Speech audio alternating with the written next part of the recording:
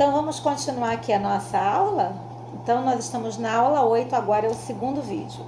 E a gente vai tocar um tópico bem importante, que é a necessidade da articulação entre o político e o ecológico, né? A ação política do ser humano e também essa ação com um olhar e uma ação para a ecologia.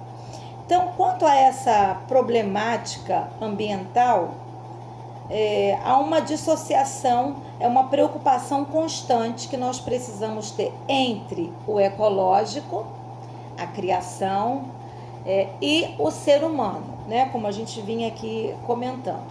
Então, por exemplo, mas nossa visão não pode ser só olhar a criação como um benefício nosso. Então aquilo que não tem um impacto direto comigo, eu deixo para lá.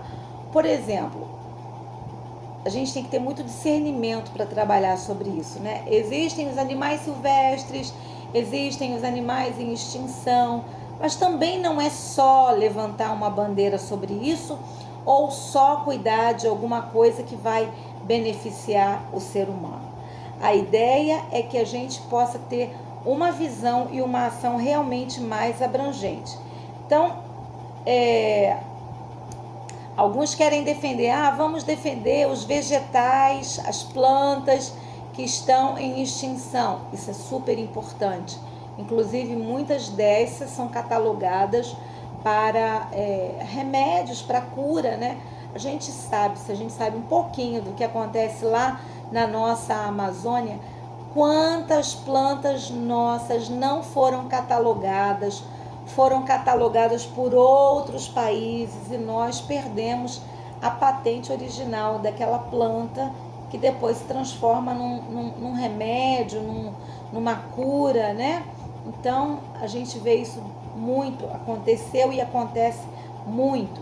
Então, é importante nós termos centros de pesquisas que possam catalogar, que possam estudar, que possam potencializar as nossas plantas como cura. Gente, eu acredito realmente que Deus colocou na criação tudo que nós precisaríamos, né? Eu costumo dizer que a água é a bebida perfeita. Por quê? Porque foi Deus que deu, foi Deus que fez, né? Então, todas as outras bebidas, a água de coco também, né?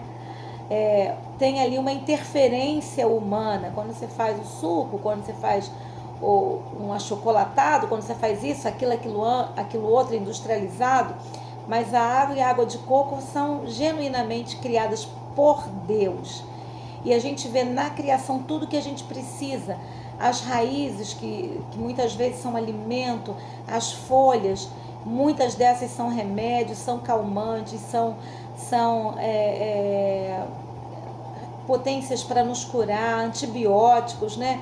Então é uma coisa tão extraordinária como Deus realmente colocou na criação todos os recursos.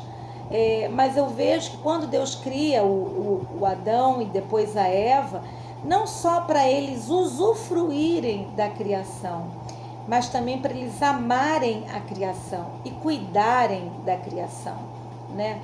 De toda a espécie, de todas as aves, de todos os peixes, de todo o mar.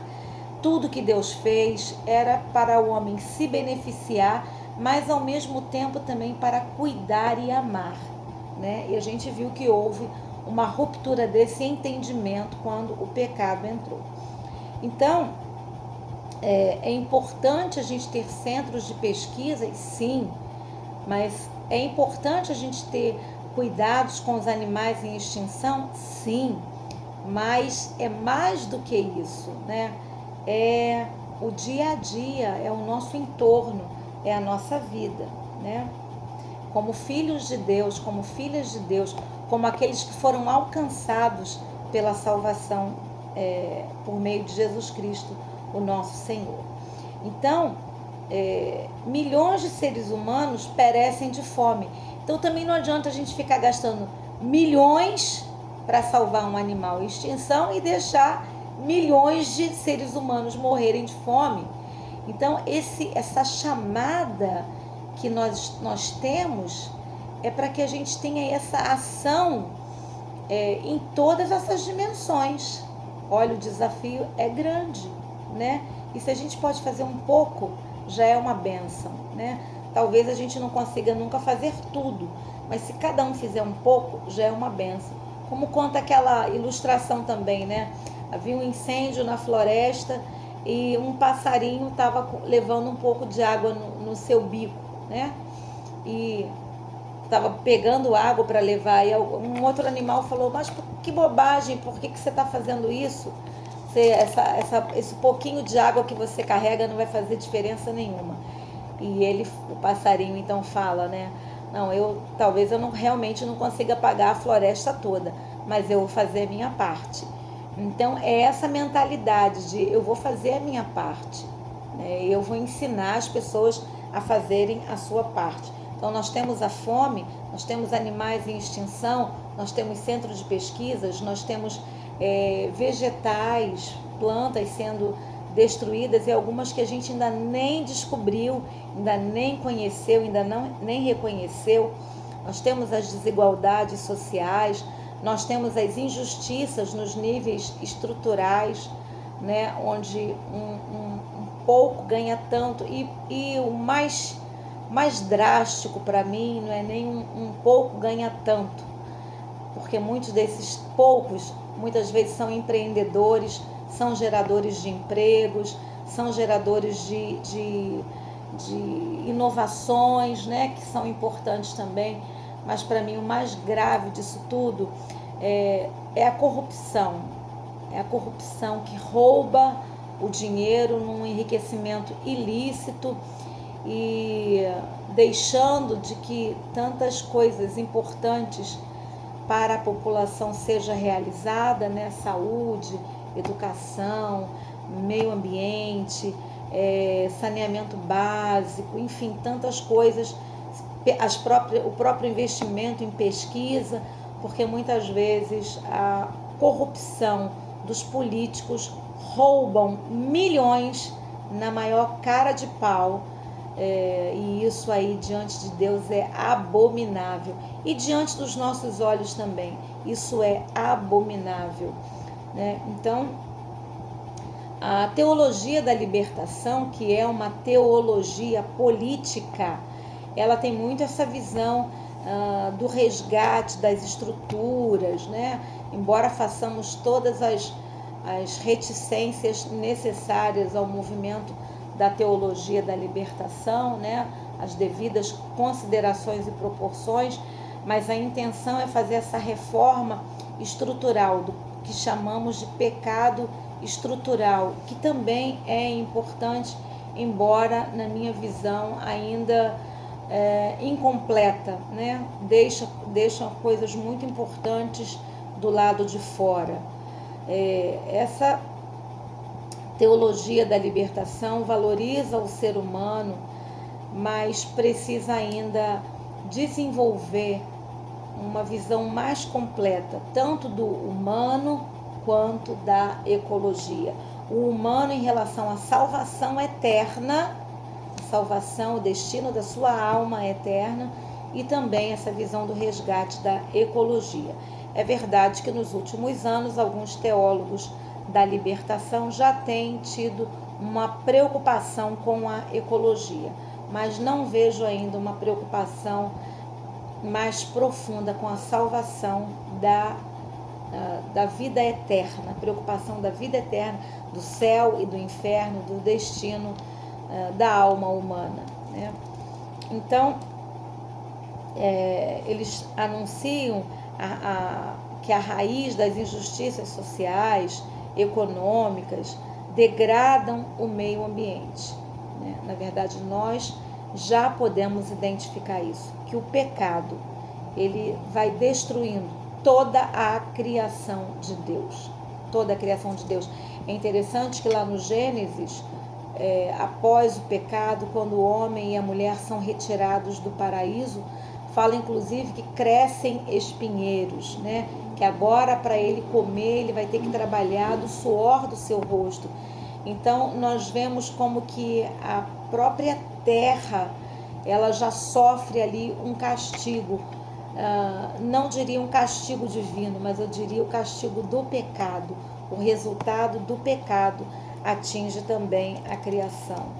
Nós vamos então identificar a arrogância, né, do ser humano ao lidar com a criação. Vamos perceber o descuido desse ser humano, tanto com a criação como com o seu irmão, o seu semelhante, vivendo uma mentalidade de dominação e de opressão. Então essa opressão vai tanto para a criação, de um modo geral, o cosmos, como também com o outro semelhante, o outro ser humano. E só sobre isso nós poderíamos ficar longamente falando, como que a gente identifica no nosso dia a dia essa ação maligna do pecado. Porém, o amor cristão, ele vai ter uma dimensão cósmica dentro de nós. Olha que interessante. Quando nós aceitamos a Jesus como nosso único e eterno Salvador, nós experimentamos a redenção. Mas o amor de Deus é derramado em nosso coração.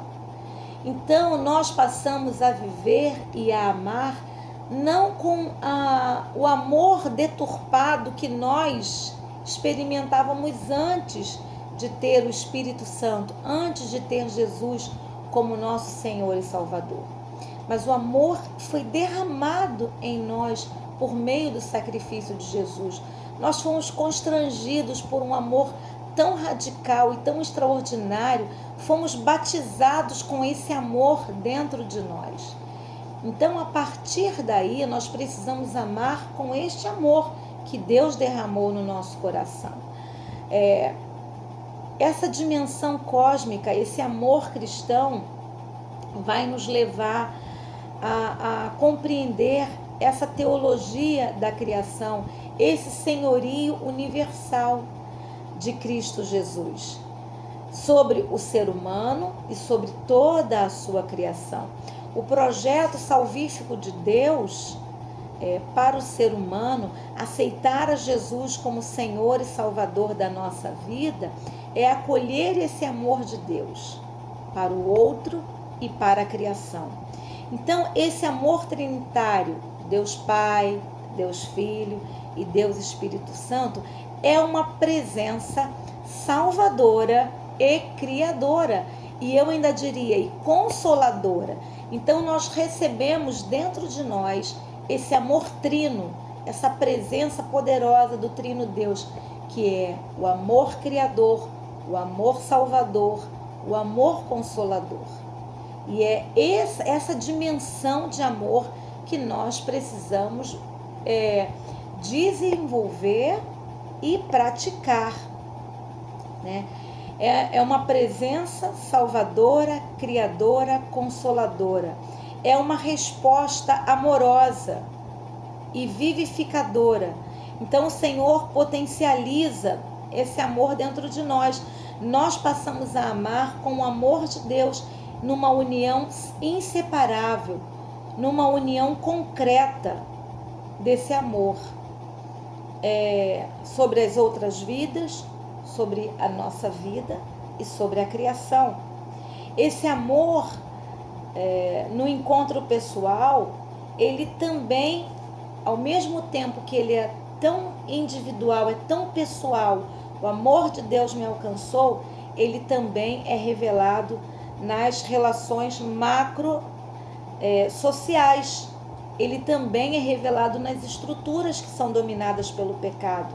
Ele também precisa ser impactado no domínio ecológico de destruição da criação de Deus. Então, o que antes a teologia da libertação visava transformar somente as estruturas sociais a serviço da vida, expressando o amor de Deus, nós precisamos ampliar essa visão, preservando o meio ambiente, compreendendo que isso é indispensável para a vida, no compromisso de serviço com o nosso semelhante, no amor concreto com a nossa família, num amor concreto dentro de um casamento, num amor concreto nesse mundo criado por Deus, né? Nesse ecossistema lindo que Deus fez, perfeito. Quando Deus criou todas as coisas, ele dizia: e viu Deus que tudo era bom. E viu Deus que tudo era bom. Ele criava, contemplava e dizia: isso é perfeito, isso é maravilhoso, isso é bom. Então nós vamos poder testificar, testemunhar como é rica e abrangente a realidade do amor cristão. Então, que a gente possa compreender essa dimensão linda do amor cristão. É muito mais do que só uma experiência dentro do meu coração. Ela transborda para fora também. Já já a gente volta. Deus abençoe.